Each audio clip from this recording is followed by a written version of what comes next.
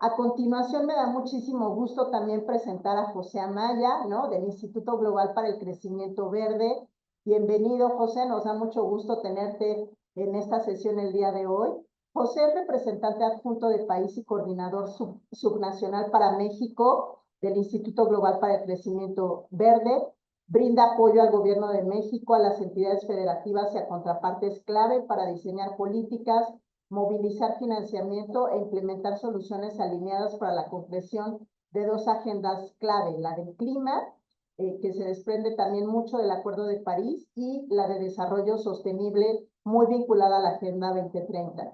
José tiene más de 15 años de experiencia trabajando con organizaciones internacionales, gobiernos y el sector privado en las áreas de desarrollo, infraestructura baja en carbono, en los sectores de transporte y edificación, así como de gestión de proyectos. José tiene una maestría en planificación del desarrollo por la University College of London, una maestría en economía aplicada de la Escuela de Gobierno del Tecnológico de Monterrey, y es ingeniero civil también por la misma institución. Muchísimas gracias, José, nuevamente bienvenido y te escuchamos con muchísimo interés. Adelante, por favor. Muchas gracias a todos y todas. Gracias por la invitación, Karen. Me da mucho gusto poder participar de este foro.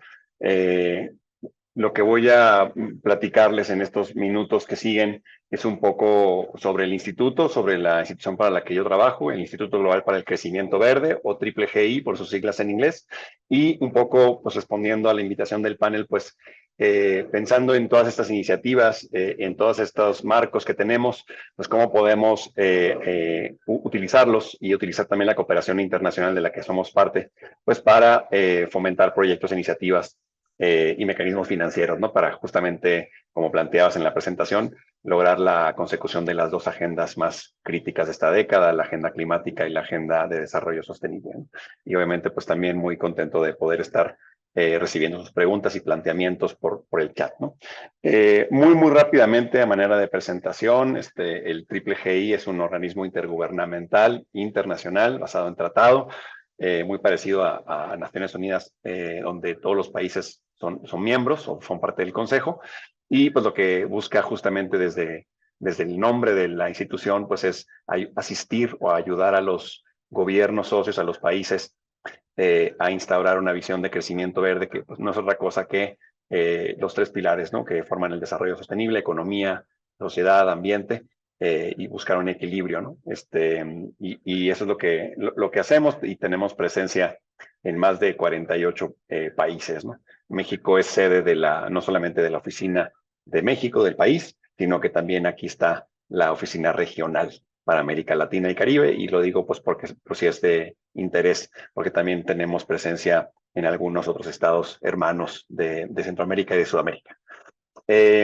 Y las soluciones programáticas, o digamos el alcance que tenemos, pues es muy amplio, va desde el tema de el desarrollo de condiciones habilitantes, políticas, reglamentos, normas, de la parte de financiamiento. Ahorita voy a ahondar un poquito más cuáles son los diferentes instrumentos, y obviamente ya hablando de soluciones programáticas, pues vamos desde toda la parte de ciudades, que es relevante para el panel del encuentro de hoy, toda la parte de movilidad sostenible, baja en carbono, la parte de gestión de residuos, de edificaciones y de energía y de industrias como tal, ¿no? Obviamente las otras no es que sean menos relevantes, pero tienen que ver con el tema del uso del paisaje sostenible, o el uso de suelo integral, ¿no?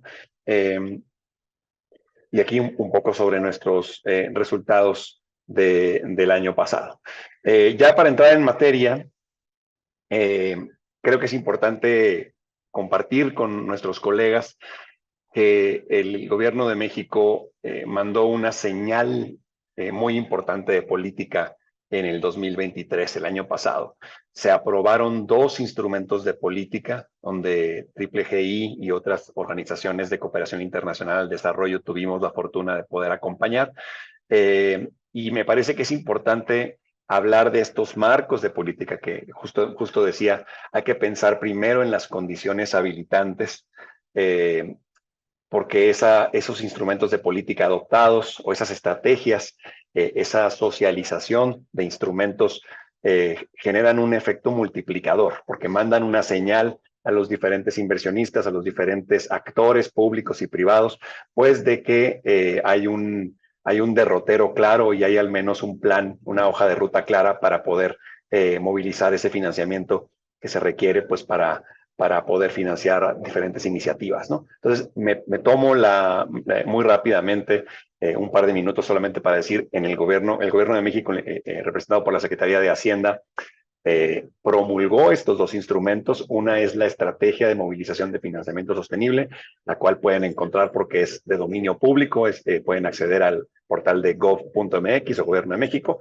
y un poco la idea era tratar de aterrizar cuáles son estos compromisos para que se requieren financieros, pues para que México pueda cumplir con sus metas de ODS, ¿no? Y la otra es la taxonomía sostenible, que es igual de importante, porque caemos en el riesgo, o los países podemos caer en el riesgo de tener el famoso greenwashing, ¿no? De decir, oye, esto es verde, no sabemos qué tan verde puede ser. Entonces, así como su nombre lo dice, una taxonomía, pues justamente es tratar de identificar cuáles son esos umbrales mínimos requeridos, tratando de hablar a nivel de indicador o a nivel de rendimientos de diferentes industrias, contaminantes obviamente, para que se les considere como parte de la taxonomía o no. Les voy a dar un ejemplo. La taxonomía sostenible de México no considera los combustibles fósiles como parte de combustibles verdes, ¿no? O energía verde. Así para cada sector, energía, petróleo, gas, agua, construcción, etcétera, se definen indicadores mínimos o estándares mínimos que los proyectos deberían de obedecer. Otro ejemplo, por ejemplo, transporte. ¿Cuál es la emisión equivalente por kilómetro en medida en gramos de CO2 o equivalentes para que se considere cualquier solución como parte de un transporte sostenible? Son dos ejemplos muy sencillos, pero me parece aquí que lo importante, para no irme por las ramas, es estos instrumentos de política son súper importantes que los gobiernos los tengan y manden esta señal de decir, sabemos qué queremos hacer, sabemos cuánto necesitamos, y ahora sí, a partir de esas condiciones habilitantes que les decía al principio, me parece que hace mucho más sentido hablar ya de los diferentes mecanismos de financiamiento que pueden existir y que pues en algunos hemos tenido la fortuna de acompañar al Gobierno de México y gobiernos subnacionales, pues para hacer esa transición, para etiquetar las finanzas, ¿no? Hemos escuchado en diferentes foros que es súper importante tener claro cómo entrarle al financiamiento climático, al financiamiento sostenible. Entonces, hay un financiamiento que tiene un adjetivo, tiene una calificación antes o después, ¿no? Y por eso es importante que estos instrumentos pues, nos ayudan a los diferentes gobiernos y autoridades de planificación a ir en ese sentido. También por cierto, la taxonomía también está disponible, es un documento de política que está ya publicado, también se adoptó el año pasado y me parece que son dos patas o dos muy buenas herramientas que nos permiten ya definir instrumentos de planificación y financieros, ¿no? Aquí muy rápidamente hago un doble clic a qué nos referimos con la estrategia de movilización de financiamiento sostenible. La idea es justamente, como les digo, es buscar en el resto de la década pues la friolera de 13.6 billones de pesos, ¿no? ¿Qué significa eso? Pues son 5.4 puntos porcentuales del PIB que se requieren movilizar. Y obviamente pues hemos escuchado en estos foros y en otros pues de que ya las autoridades públicas este dinero no es suficiente, es insuficiente que venga todo de la parte de los presupuestos públicos, ¿no? Entonces tenemos que pensar en cómo movilizar con estas figuras de financiamiento, pues para poder empezar a cubrir esa brecha de financiamiento, ¿no? Muy rápidamente, pues para que veamos cuáles son los pilares de la estrategia famosa. Este primero, pues tiene que ver justamente cómo ayudamos a una mayor sostenibilidad de las finanzas públicas. Ahí vienen diferentes temas, ¿no? Por la premura en el tiempo no voy a poder cubrirlos a detalle, pero pues para que entendamos un poco cómo está constituida o estructurada la estrategia de financiamiento. Lo mismo con el pilar 2, tiene que ver con diferentes instrumentos innovadores que son parte de la ponencia que voy a dar en un momento más.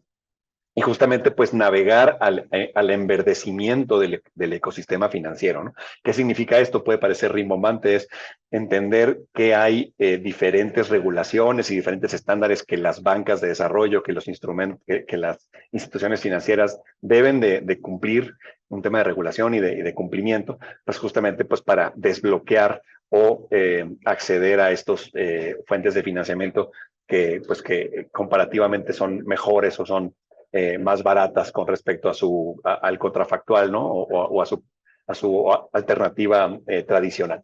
Y obviamente un tercer perfil que tiene que ver con inclusión social e inclusión de género, ¿no? Y la parte también de un sistema de medición, reporteo y verificación, ¿no? Y la taxonomía, como les decía, muy platicadito al principio, pues es justamente clasificar estas actividades, qué es un sector sostenible, una actividad sostenible, para que con esta nueva señalización hacia las entidades públicas privadas que quieran invertir en proyectos, pues tengan una guía clara y evitar este famoso greenwashing o social washing, ¿no? Y obviamente, pues, si ustedes se meten al documento, que como dije es público, pues verán que hay 124 actividades agrupadas en diferentes sectores y la idea, pues, es justamente apoyar tanto a la mitigación como a la adaptación del cambio climático. Hay un componente también de igualdad de género, pero sí van a ver muy claramente cuál es ese umbral en número para que empecemos a tener discusiones más informadas sobre lo que significa tener una actividad o un proyecto verde o sostenible, ¿no? Ese es un ejemplo. Obviamente hay como una clasificación, justamente pues para entender por actividad y por sector cuál es la contribución o cuál es la salvaguarda mínima para poder cumplir con estos instrumentos. Ahora sí, ya entrando en materia, y perdón por la introducción un poco larga, hay diferentes instrumentos que podemos pensar para poder navegar y poder apoyar a los diferentes estados, países, estados nacionales para navegar este mar de las finanzas sostenibles o finanzas climáticas, ¿no? Ciertamente hay la emisión de bonos, ¿no? De deuda, que es lo que hace es, los países lo que hacen es, o los bancos, o los países, o los estados, o las provincias que tienen esa capacidad, pues lo cierto es que se financian de alguna manera con la banca privada, con la banca comercial, etcétera. Y se financian a una tasa específica. Entonces, he usado el concepto de señalización porque si un Estado o un gobierno manda la señal de que para el siguiente endeudamiento, para el siguiente préstamo que quiere tomar, lo va a orientar, lo va a etiquetar a la consecución de proyectos que tengan un claro beneficio ambiental y social, o ambos, sostenible, pues puede hacerse acreedor a tasas más baratas y tener acceso a un fondeo, a un dinero más barato. Entonces ahí hay un ganar-ganar porque los gobiernos, el costo de operación del financiamiento pues es menor comparativamente y los inversionistas, los que deciden poner su dinero como préstamo a las autoridades, pues también pueden decir que están ayudando a enverdecer sus portafolios y están ayudando justamente a la consecución de iniciativas y proyectos, ¿no? Entonces, esto es típicamente así muy sencillamente cómo funciona el tema de los bonos. No confundir con los bonos de carbono, eso es otra cosa. La parte de deuda, emitir deuda etiquetada es, si hablamos de emitir un bono verde, un bono rosa, un bono azul, es porque estos bonos están etiquetados, el dinero que se va a recaudar con una emisión de deuda, pues a proyectos que son verdes o rosas, digamos, de género, o azules si son con temas de resiliencia marino-costera, ¿no? Entonces, esa es una cosa que ciertamente se puede explorar. Hemos tenido algunas experiencias acompañando a contrapartes del gobierno federal en México, como la Banca de Desarrollo, los fideicomisos relacionados con la agricultura, es una banca de desarrollo dedicada al sector agrícola y agropecuario. La Banca de Desarrollo Nacional Financiera es otra banca de desarrollo del Gobierno de México dedicada a la promoción de sectores económicos industriales y el apoyo a pequeñas y medianas empresas. Y así, a nivel subnacional, hemos tenido la oportunidad también de acompañar a al menos 2 gobiernos subnacionales, al gobierno del estado de Baja California y al gobierno del estado de Chihuahua, porque en todos estos casos que les menciono, hay que hacer un marco, que es un reporte que se evalúa por un tercero, por una segunda opinión, pero prácticamente lo que se pone en ese reporte es la intención de cuáles son estos proyectos, esta cartera de proyectos que podría cumplir con la taxonomía y pues que tenga que ver con el mandato, con las necesidades, ¿no? Puede ser agua, puede ser movilidad, puede ser saneamiento, puede ser apoyo a empresas, a transición energética, adopción de tecnologías bajas en carbono, etcétera. No hay un molde o una gorra que le quepa a todo mundo, ¿no? O sea, se hace un traje a la medida según las capacidades de endeudamiento de la contraparte, del país o del Estado o de la banca, y pues también las necesidades de financiamiento que puedan llegar a tener, ¿no? Y obviamente aquí lo importante es que me gustaría que se llevaran como un conocimiento clave no es cosa del otro mundo. Hay que sentarse nomás a arrastrar el lápiz y definir cuál es este marco de bono y pues hacer el acompañamiento pues para la emisión. Puede ser que el Estado o el país no tenga experiencia emitiendo deuda o puede ser que tenga experiencia emitiendo deuda tradicional, le llaman bonos vainilla, bonos de deuda vainilla, pero es muy sencillo, es solamente crear este paso adicional de crear este marco, ¿no? Y tener esta segunda opinión. Ese es un instrumento que en México ha dado buenos resultados a nivel federal. Como les decía, el gobierno de México ha emitido deuda soberana, bonos alineados a las ODS, por ejemplo. Ahí no participamos, pero hay que reconocer que eso se está moviendo y pues puede llegar a ser parte de una estrategia integral de los diferentes estados hermanos de la región, pues para poder acceder a financiamiento más barato y obviamente también este concepto de señalización de decir, bueno, vamos a poner el dinero alineado con estos proyectos clave, ¿no? Muy rápidamente, ¿cómo puede funcionar un bono verde, un bono social? Pues son simplemente estas características de proyectos que tengan cobeneficios sociales, ¿no? En la medida de que un bono esté la cartera de proyectos asociados a ese bono tengan más cobeneficios ambientales, pues el bono se puede llamar más verde. Si el bono tiene más temas que ver con protección a poblaciones vulnerables, pues va a ser más social, ¿no? Y si el bono o la cartera de proyectos hace una combinación de las dos, se puede llamar sostenible. Bueno, aquí ya prácticamente lo que les platicaba, que pues también a nivel subnacional hemos podido acompañar a las autoridades a navegar el proceso de emisión de estos instrumentos financieros, ¿no? También hay fondos climáticos. Me parece que todos hemos escuchado hablar de 3 fondos que están ahí multilaterales. Está el Fondo Verde del Clima, que tiene sede en Corea. Está la facilidad, el Facility Global Ambiental, Fondo Global Ambiental, y el Fondo de Adaptación. Estos fondos, justamente, pues me parece que lo que buscan es apoyar en la preparación de propuestas, pero también trabajar en la preparación institucional de las instituciones de los países que recibirían la asistencia financiera, para que estemos mejor preparados para preparar propuestas de fondeo, ¿no? Obviamente tienen diferentes intereses y diferentes énfasis y reglas, pero podríamos agruparlos a estos 3 grandes fondos en ese sentido, ¿no?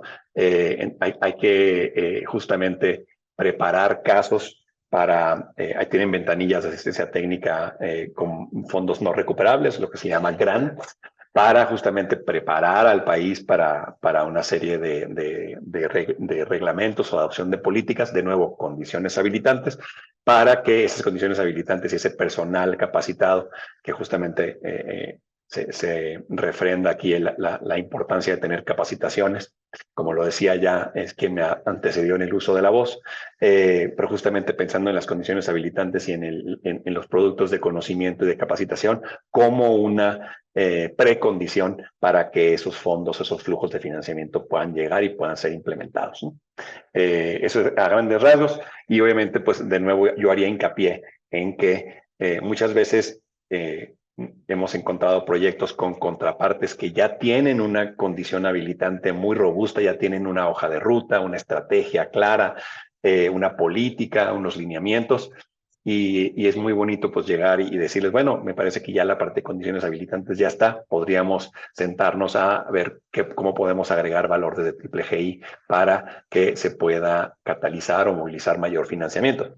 En el caso contrario, cuando no existen o vemos la oportunidad de generar algún tipo de estrategia, una hoja de ruta, un plan, vemos y obviamente que haga sentido, codiseñamos una asistencia técnica con las contrapartes a nivel federal o a nivel subnacional, pues para poder tener claridad en las metas y a partir de esas metas, pues ya convertirlo muy sencillamente a instrumentos financieros, ¿no? Es algo que hemos tenido la oportunidad de hacer con el Estado de Guanajuato. El Estado de Guanajuato en este febrero lanzó un plan de visión 2050 a largo plazo, donde hay objetivos ambiciosos de descarbonización y de adaptación.